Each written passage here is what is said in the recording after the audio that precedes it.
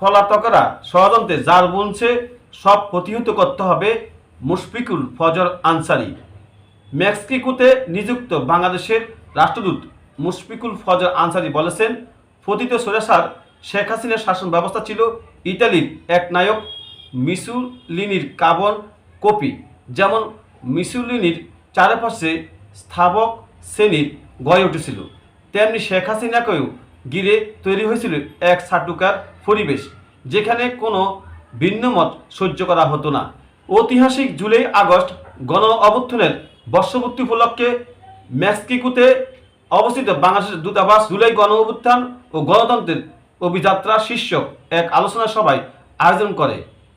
এই অনুষ্ঠানে প্রধান অতিথি বক্তব্যে এসব কথা বলেন তিনি। মুশফিকুল ফজর আনসারী বলেন, মেসোলিনির ব্ল্যাক শার্ট বাহিনীর আদলে ছাত্রলীগকে হেলমেট বাহিনীতে পরিণত করে বিরোধীর মত দমন ব্যবহার করা হয়েছিল। শিক্ষার্থী, সাংবাদিক, রাজনীতিক, এমনকি সাধারণ মানুষ কেউ নিরাপদ ছিল না। দেশের গণতান্ত্রিক প্রতিষ্ঠানগুলো ভেঙে দেওয়া হয়েছিল, মত প্রকাশের অধিকার হরণ করা হয়েছিল।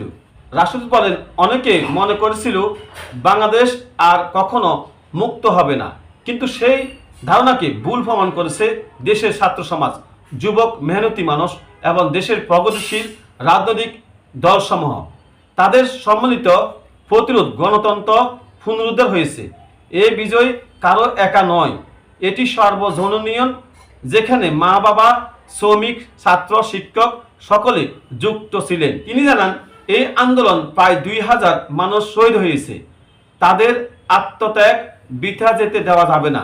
যারা এই দমন পিয়ন চালিয়েছে তাদের বিচার মুখোমুখি করতেই হবে।